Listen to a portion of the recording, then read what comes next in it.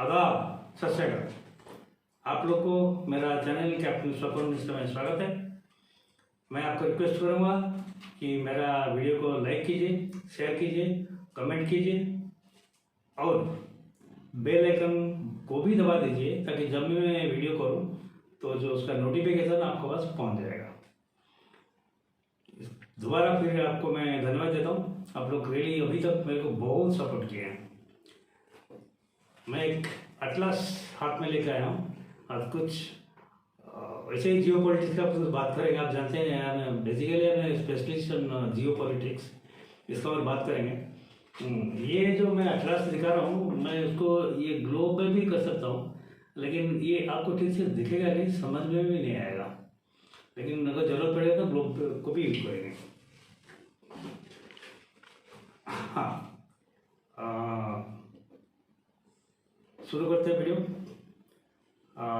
मैं सोचा था कि आज दिवंगत मनोज कुमार जी, जो मेरा फेवरेट एक्टर थे, जो 4 तारीख को एक्सपायर किए, उनका बारे में वीडियो करने के लिए, लेकिन फिर भी सडनली अभी एक जियो पॉलिटिक्स हम कर देंगे। 2 दिन पहले जैसे कि इंडिया एक नोटिफिकेशन जारी किया कि बांग्लादेश को जो हम एक फैसिलिटी देते हैं, ट्रांसशिपमेंट फैसिलिटी, वो अभी बंद कर दिया, वो नहीं देंगे। आप मैं थोड़ा बैकग्राउंड में जाता हूँ, पीछे जाता हूँ। ये जो जब शेख हसीना का गवर्नमेंट था बांग्लादेश में, उस टाइम पर हमारा उनका साथ इंडिया का जो रिलेशन बहुत अच्छा था, बहुत अच्छा रिलेशन था, और इसलिए हमने उनको कुछ फैसिलिटी दे रखा था अपनी जस्ट फ्रेंडशिप की बेसिस पे। और उस टाइम पर लेकिन बांग्लादेश का इकोनॉमी भी बहुत अच्छा था, मतलब इंडिया का को भी कम्पीट करता था, बांग्लादेश का इकोनॉमी कम्पीट करता था। ये है बैकग्राउंड। जैसे कि अगस्त में कू हुआ, मोहम्मद यूनुस को ज़बरदस्ती बाइडन एडमिनिस्ट्रेशन ने बैठाया।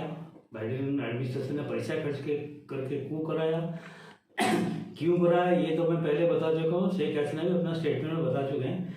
बांग्लादेश का जो एक पोर्ट है चिट्टागांव, इसका पास एक चिट्टागांव पोर्ट दिखे, इधर चिट्टागांव बांग्लादेश का, ये चिट्टागांव पोर्ट है।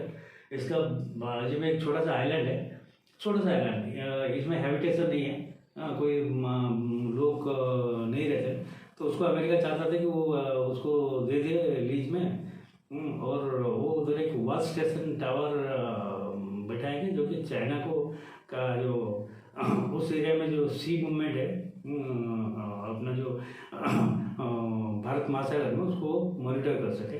लेकिन बांग्लादेश से एग्री नहीं हुए, बोले कि नहीं, क्यों हम चाइना और अमेरिका के बीच में क्यों आएंगे, हम एग्री नहीं हुए, तो उन्होंने कू करा दिया। और वेरियस रीजन्स अंदर रेडिकुलस एंड पाकिस्तान का ऐसे भी इन्वॉल्व हो गया।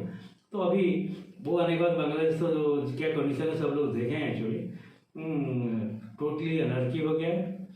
कोई एडमिनिस्ट्रेशन लॉ एंड ऑर्डर है नहीं।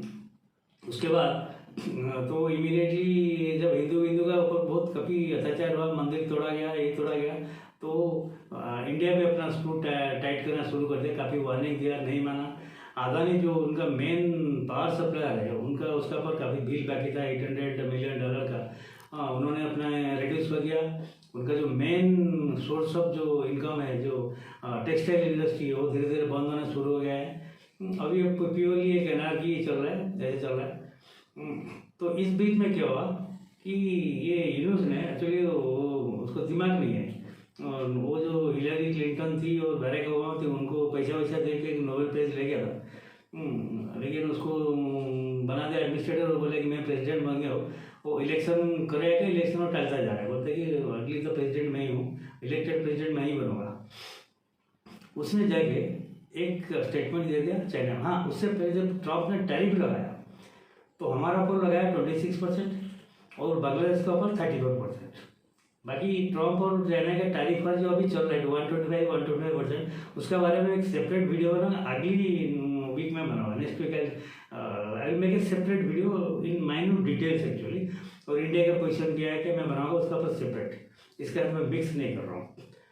तो ये जाके पहुंच गया ट्रम्प के पास, बोला कि देखो आपके लिए हमने ये किया से किया और आप हमको थोड़ा कंसेशन दो।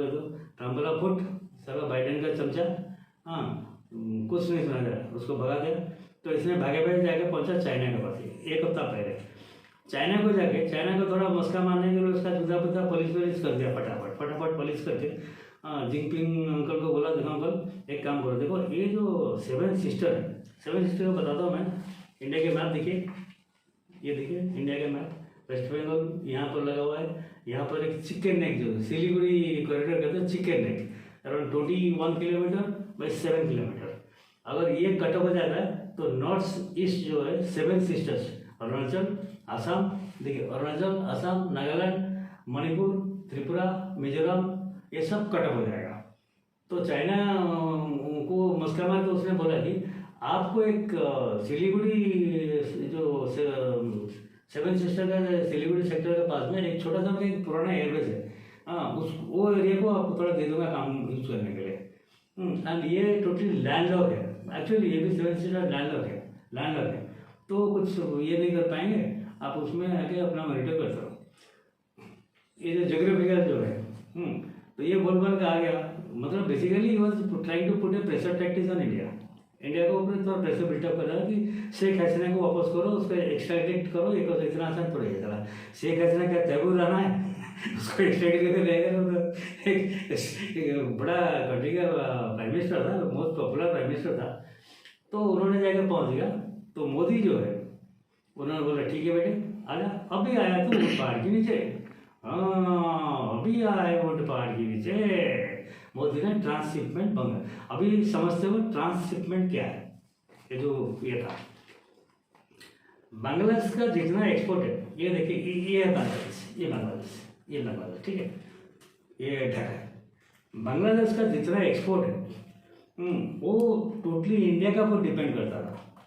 अच्छा, बांग्लादेश का सिर्फ 2 ही पोर्ट है एक्चुअली, एक है चिटागोंग और एक है कॉक्स बाजार, खुला नागरी जो है। लेकिन ये दोनों पोर्ट जो है ये छोटा पोर्ट है, मतलब आप समझिए ये दोनों पोर्ट साल में जितना एक्सपोर्ट मतलब कार्गो हैंडल करते हैं वो हमारा पारादीप पोर्ट, अब मैं कलकत्ता, मुंबई, चेन्नई की बात नहीं कर रहा हूँ, पारादीप पोर्ट उससे एक साल में मतलब 2 महीने में उतना हैंडल करता है। मतलब इतना छोटा पोर्ट है, वो पोर्ट एक्सपेंड करने का प्रॉब्लम यही कि वो सैलो है, उसको बड़ा भी नहीं कर सकते। इसलिए वो क्या करते हैं, उनका जो छोटा जो जहाँ सप्लाई वैसे टाइप है, थोड़ा सा MCD कहते हैं,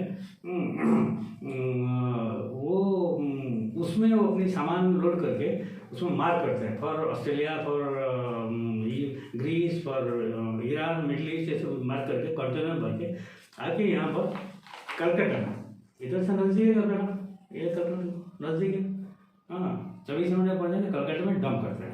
कलकत्ता में डंप करना है, कलकत्ता से बाई लैंड रूट में कंटेनर जाता है, इधर देखिए यहाँ, ये देखिए यहाँ मुंबई है, मुंबई आता है।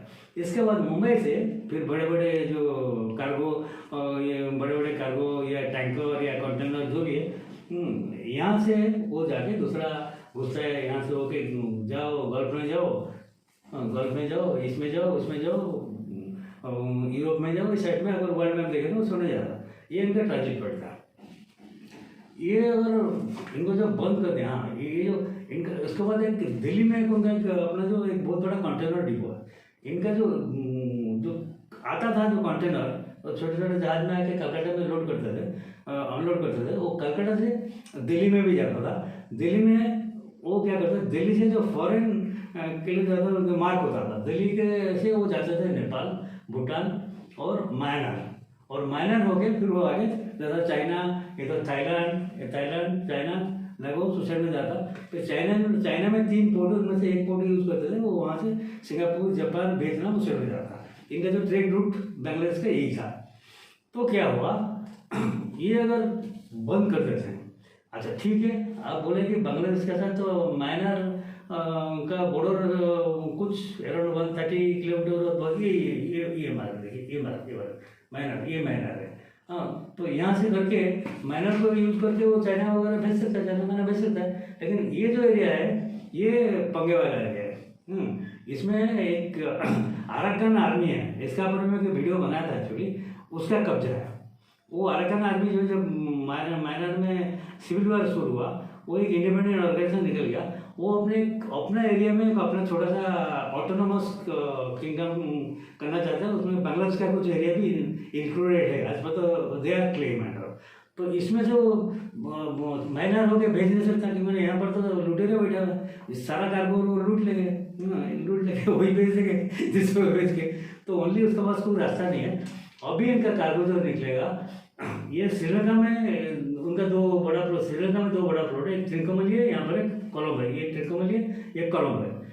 ये छोटा छोटा कंटेनर आके यहाँ पहुँच जाएंगे, यहाँ अनलोड करेंगे। अगर श्रीलंका से उनका टाइप होता है फिर ये दोनों पोर्ट से कोई बड़ा कार्गो कंटेनर वगैरह लेके बाहर जा सकता है, लेकिन उनको सी रूट ऐसा करना पड़ेगा, यहाँ से निकले, यहाँ से निकले, यहाँ से निकले, यहाँ से निकले, इसको राउंड करके, इसको राउंड करके जाएंगे, ये राउंड करके ऐसे जाएंगे।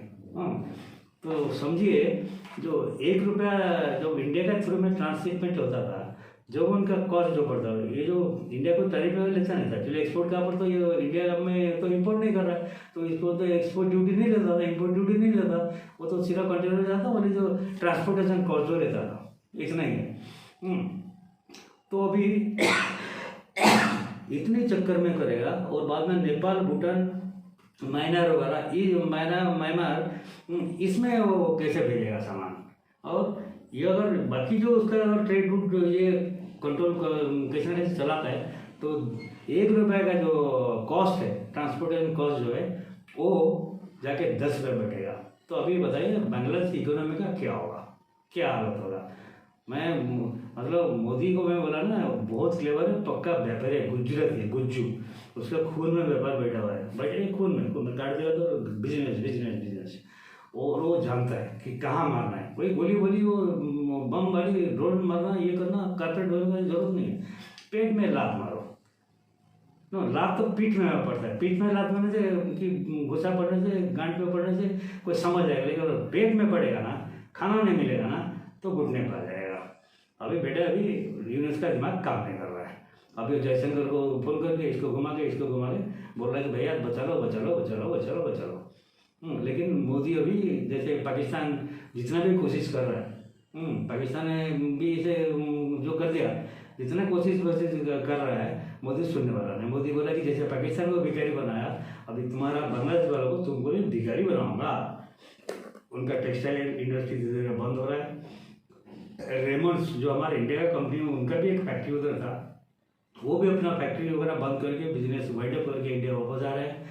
अदानी भी धीरे धीरे अपनी पावर सप्लाई जो कम कर रहा है, ये कर रहा है, तो ये लोग बुरे फंसे अभी बांग्लादेश का सिचुएशन क्या होगा आगे, और उनका अल्लाह ही शायद बचा दे, उनको अल्लाह ही बचा दे।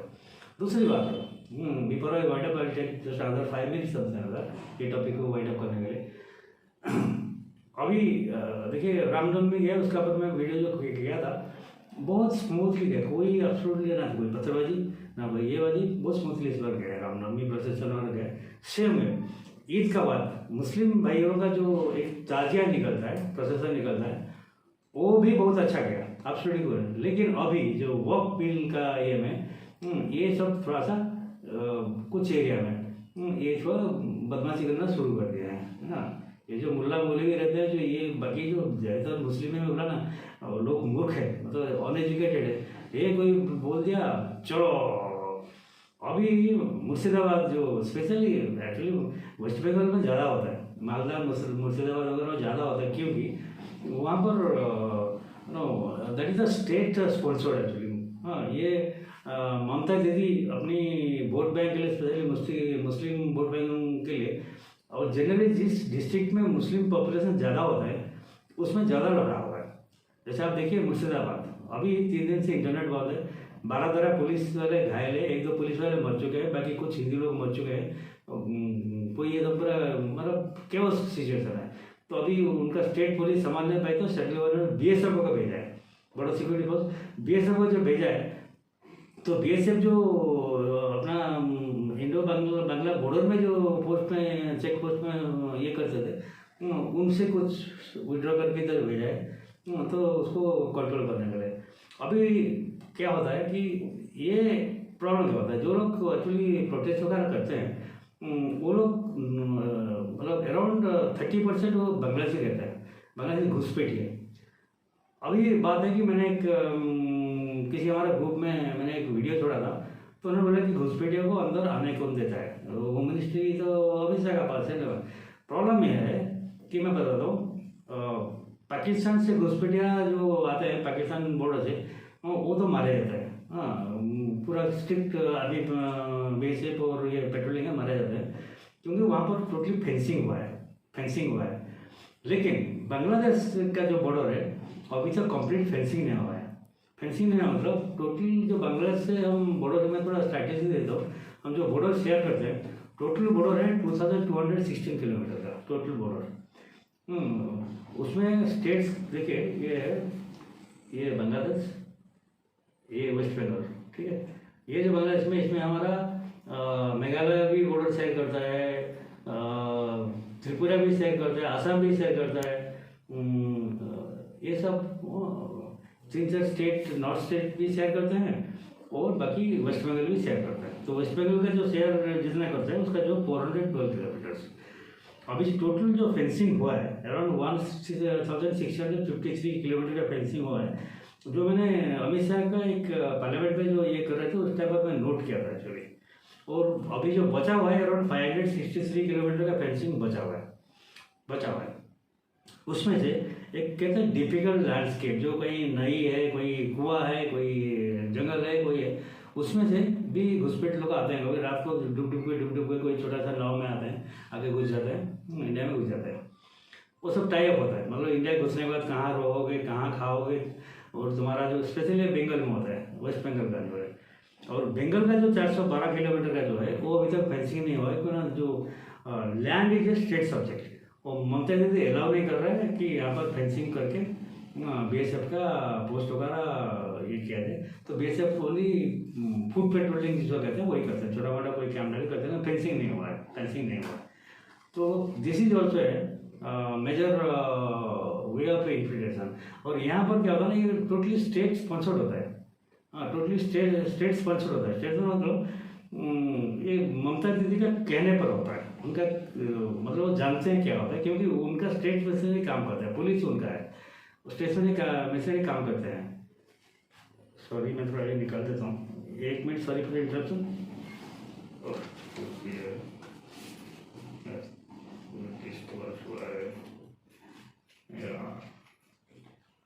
ना अभी ठीक है। अच्छा, तो ये जब अंदर आते हैं उसके बाद उनका पॉइंट रहता है कहाँ पर पैसा कितना लगेगा, आधार कार्ड कहाँ बनेगा, वोटर आई कार्ड कैसे बनेगा, क्या बनेगा, कहाँ से ट्रांसपोर्ट होगा, उनको लेकर कहाँ बसाएंगे, ऐसा पूरा सेटिंग होता है। तो ये लोग पूरा जो है एंड मास जो है, जैसे मुर्शिदाबाद है, अभी मुर्शिदाबाद एक बांकुर है, मैं दिखाता हूँ, ये दिखाता हूँ, तो मुर्शिदाबाद डिस्ट्रिक्ट में ये है वेस्ट बंगाल। ये देखिए हल्दिया पोर्ट है, ये हाँ, ये है, ये बांकुरा, मालदा, ये सब बांग्लादेश का बॉर्डर शेयर करते हैं। तो इसमें से ये लोग आते हैं यहाँ पर वेस्ट बंगाल में, सब उनके जो मुस्लिम स्लीपर जो शहर रहते हैं सब कुछ बना देते हैं, बना के वहाँ पर एलोकेट करता है। ये लोग क्या करते हैं ना, जो रेलवे लाइन होता है, पहले तो रेलवे लाइन है, उसके ऊपर एक जो झोपड़ वगैरह करके जो पोलिसिंग गवर्नमेंट देता है, खाना बनाने गवर्नमेंट देता है, राशन देता है, राशन कार्ड पहले बन जाता है, बाद में वहाँ पर सेटल करके बाद में धीरे धीरे कोई वक्त प्रॉपर्टी ये करके बस वोट का टाइम आएगा तो ये करेंगे। और ये जैसे कि ममता ने चाहेंगे आज कुछ अगर डिस्टर्बेंस हो, कोई लफड़ा हो, स्टोन पेंटिंग हो वगैरह, वो करा देती है। अभी वेस्ट बंगाल में वही चल रहा है। अभी सेंट्रल गवर्नमेंट का हाथ में क्या अवसर है? एक तो मोदी चाहता है कि सबसे इजी, अगर नेहरू या इंदिरा गांधी का टाइम होता था उसको स्टेट पे लगाओ प्रेसिडेंट रूल, गार्ड पे 2 लाख मारो, ममता दीदी को अंदर बंद करो और लगा के चलाते रहो। इनको चाहिए मार, था तब जगह सुधरेंगे, नहीं तो सुधरेगा नहीं। और पकड़ के प्रेसिडेंट होगा, पकड़ बांग्लादेश को ये करो, उनको जहाज में लेकर बंगोपसागर में या अरब सागर में, बंगोपसागर में, बे ऑफ बंगाल में नाव में ले जाओ, डाल दो, उनको सारा मरने दो। इनको ये चाहिए। ये लोग अगर देश को इनको शरण देता है, आते हैं ना, इनका आदत नहीं है कि जहाँ पर खाएंगे वही थाली में छेद करेंगे। और पूरा दीदी जानती है क्या होता है कि दीदी वो करती है, लेकिन मोदी वो करेगा नहीं।